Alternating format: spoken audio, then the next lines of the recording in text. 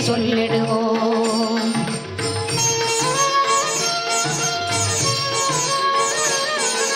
ராம ராம ராம என்றே சொல்லிடுவோம்.